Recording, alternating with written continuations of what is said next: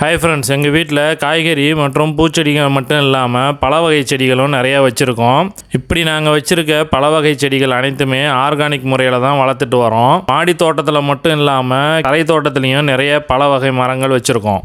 எங்கள் தோட்டத்தில் உள்ள பல வகை மரங்கள் எல்லாமே அதனோட பயன்களை மனசில் வச்சு தான் தேடி பிடிச்சி வாங்கி வச்சுருக்கோம். குழந்தைகளுக்கு அதிக சத்து தரக்கூடிய பழங்கள், சர்க்கரை நோயாளிகளுக்கு ஏற்ற பல வகைன்னு பார்த்து தான் வாங்கி வச்சுருக்கோம். இந்த வீடியோ கொஞ்சம் லென்த்தாக தான் போகும், பட் ஆனால் யூஸ்ஃபுல்லாக இருக்கும். மறக்காமல் வீடியோவை ஃபுல்லாக பாருங்கள். ஓகே, போர் அடிக்காமல் வாங்க வீடியோக்குள்ளே போய் எங்ககிட்ட என்னென்ன பல வகை மரங்கள் இருக்குது, அதனுடைய பயன்கள் என்னென்னு பார்க்கலாம்.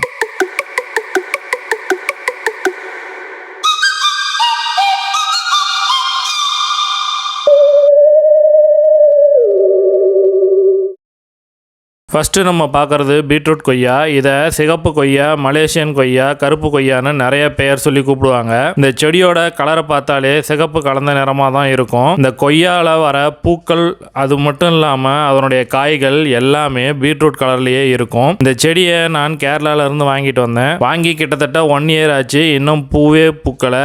இந்த வருஷம் கண்டிப்பாக காய் பிடிச்சிரும்னு வெயிட் பண்ணுறேன். முன்னாடியெல்லாம் இந்த செடி ஒரு ரேர் எக்ஸாட்டிக் வெரைட்டி, ஆனால் இன்னைக்கு நிலவரப்படி எல்லா நர்சரி ரொம்ப ஈஸியாகவே கிடைக்குது. இந்த பீட்ரூட் செடி ஹீமோகுளோபின் லெவலை நல்லா இன்க்ரீஸ் பண்ணும். அது மட்டும் இல்லாமல் இம்யூனிட்டியும் நல்லா பூஸ்ட் பண்ண உதவும்னு சொல்கிறாங்க. அடுத்ததாக நம்ம பார்க்குறது மார்க்கெட் லெமன். இந்த லெமன் பிளான்ட் நல்லா ஈல்டு தரும். மாடியில் வச்சு வளர்க்குறவங்க ப்ரூன் பண்ணி விட்டுக்கிட்டே இருந்தீங்கன்னா 1 இயரில் நல்லா பூ பூத்து காய் பிடிக்க ஆரம்பிச்சிடும். இந்த மார்க்கெட் லெமன் நல்ல பெரிய காயாக வரும். இதோட ஜூஸு பொறுத்த வரைக்கும் நிறையவே வரும். இந்த செடியில் பெருசாக பூச்சி தாக்குதல் எதுவுமே இருக்காது. எங்கள் செடியிலையும் நான் இது வரைக்கும் பார்த்ததே கிடையாது. ஃபெர்டிலைசர்ஸ் மந்த்லி ஒன்ஸ் கொடுத்தா கூட போதும், ஆனால் மந்த்லி ஒன்ஸ் கண்டிப்பாக கொடுங்க. எங்கள் வீட்டில் இந்த பிளான்ட் வச்சு கிட்டத்தட்ட 1 இயர் ஆகுது. பூ வச்சு பிஞ்சு பிடிக்க ஆரம்பிச்சிருச்சு. ஸோ மார்க்கெட் லெமன் எங்கள் வீட்டில் இந்த வருஷத்துலேருந்து ஈல்டு கொடுக்க ஆரம்பிச்சிருச்சு. நெக்ஸ்ட்டாக நம்ம பார்க்குறது குமுவாத்த ஆரஞ்சு. இந்த செடி நாங்கள் லோக்கல் நர்சரியில் தான் வாங்கிட்டு வந்து வச்சோம். ரொம்ப சின்ன செடியாக தான் கிடைச்சிது. செடி வச்சு கிட்டத்தட்ட 1 இயர் ஆகுது. ஆரம்பத்தில் வந்த பூக்கள் எல்லாம் பிச்சு போட்டுட்டோம். இப்போ இதில் நல்லா பூ வச்சு பிஞ்சு பிடிச்சிருக்கு. இந்த செடி வருஷம் ஃபுல்லாக காய்க்கும். ரொம்ப ஈஸியாக லோ மெயின்டெனன்ஸாக வளர்த்துடலாம். இந்த செடியை கோல்டன் ஆரஞ்சு செடின்னு சொல்லுவாங்க. இந்த செடிக்கு பெரிய லெவலில் ப்ரூனிங் தேவைப்படாது. இதில் வர பழத்தை நம்ம தோலோடையே சேர்த்து சாப்பிடலாம். இந்த பழத்தோட தோல்லையும் அதிகப்படியான சத்து இருக்கு. இந்த பழத்தில் vitamin A, B, C, E, iron, calcium போன்ற சத்துக்கள் ரொம்ப அதிகமாகவே இருக்கு. இந்த செடி கிடைச்சா நீங்களும் உங்கள் தோட்டத்தில் வச்சு ட்ரை பண்ணுங்க.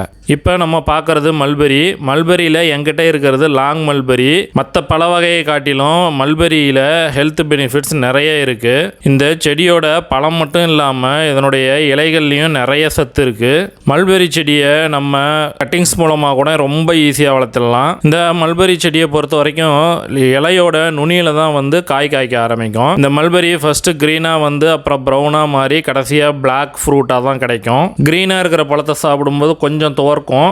ப்ரௌனாக இருக்கிறத சாப்பிடும்போது புளிப்பு கொஞ்சம் அதிகமாகவே இருக்கும். அதே கருப்பானதுக்கப்புறம் அந்த பழத்தை சாப்பிட்டீங்கன்னா நல்லா இனிப்பாக செம்ம டேஸ்ட்டாக இருக்கும். இந்த செடியை எங்கள் வீட்டில் வளர்க்குறதுக்கு பெரிய சவாலே நாங்கள் சந்திச்சுக்கிட்டு இருக்கோம். ஏன்னு கேட்டிங்கன்னா தேன் சிட்டும் கிளியும் இந்த பழங்களை விட்டு வைக்கிறதே கிடையாது. இவங்க பத்தாதுன்னு இந்த அணிலார் வேற கூட சேர்ந்து எல்லா பழத்தையும் பிச்சு தின்னுட்டு போயிடுறாங்க. இந்த பழங்களை காப்பாற்றுறதுக்கு நாங்களும் ஒரு டெக்னிக் ஃபாலோ பண்ணி இப்போ காப்பாற்றிக்கிட்டு வரோம். இந்த செடியை கண்டிப்பாக நீங்கள் ப்ரூன் பண்ணி விட்டு தான் வளர்க்கணும். இல்லைன்னா கிடுகிடுன்னு ரொம்ப மரம் மாதிரி வளர்ந்துடும். நீங்கள் ப்ரூன் பண்ணி விட்டு வளர்க்க அந்த செடியோட நுனியில் நிறைய காய்கள் கிடச்சிக்கிட்டே இருக்கும். அடுத்தது அத்தி மரம். இது ஹைபிரிட் அத்தி. நல்லா ஈஸியாக வளர்ந்துடும். ஒவ்வொரு இலைக்கும் ஒரு பழம்னு காய்க்கும். அத்தி செடியில் நார்மலாக பூக்கள் வரவே வராது, டைரெக்டாக பழம் தான் வரும். எங்கள் வீட்டு மாடியில் இருக்க இந்த ஹைபிரிட் அத்தியில் நான் பூச்சி தொல்லை இது வரைக்கும் பார்த்ததே கிடையாது. பழங்களும் நல்லா சுவையாக நல்லா சூப்பராக இருக்கும். பழங்களை பொறுத்த வரைக்கும் நாட்டு அத்தி மாதிரி 2-3 வருஷம் வெயிட் பண்ண தேவையில்லை. இந்த செடி வச்சதுல இருந்தே உங்களுக்கு காய் கொடுக்க ஆரம்பிச்சிடும். பட் ஆனால் நம்ம மெயின்டெனன்ஸ் நல்லா பண்ணணும். நெக்ஸ்ட் பழம் சைஸில் ரொம்ப பெருசாக இருக்கும். வேற ஒன்றும் இல்லைங்க, பப்ளி மாஸ் செடி தான். இந்த செடியை மாடியில் வச்சா காய்க்காதுன்னு சொன்னாங்க.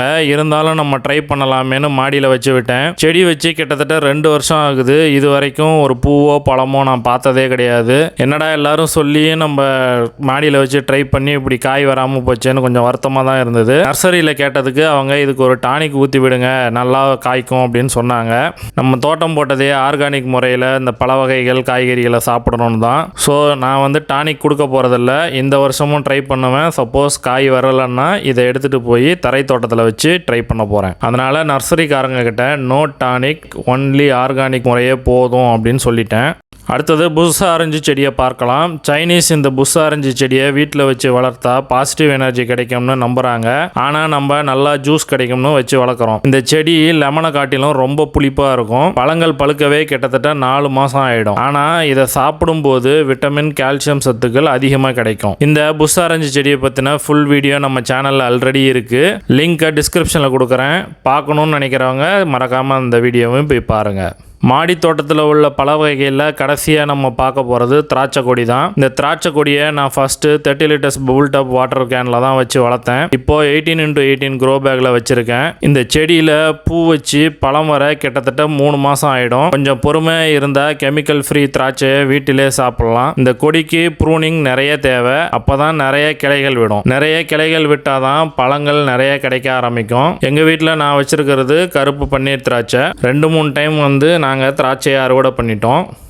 ஃப்ரெண்ட்ஸ், வீடியோ ரொம்ப லென்த்தாக போகுது. இதோட இந்த வீடியோவை முடிச்சுக்கலாம். அடுத்து நான் போடுற வீடியோவில் தரை தோட்டத்தில் இருக்கிற ரேர் வெரைட்டி, அதுலேயும் மருத்துவ குணம் கொண்ட செடிகளை பற்றி பார்க்கலாம். இந்த வீடியோ பிடிச்சிருந்தா லைக் பண்ணுங்கள், உங்கள் ஃப்ரெண்ட்ஸுக்கும் ஷேர் பண்ணுங்கள். மறக்காமல் சேனலை சப்ஸ்கிரைப் பண்ணி கூட இருக்க பெல் ஐக்கானையும் ப்ரெஸ் பண்ணிங்க. தேங்க்ஸ் ஃபார் வாட்சிங்.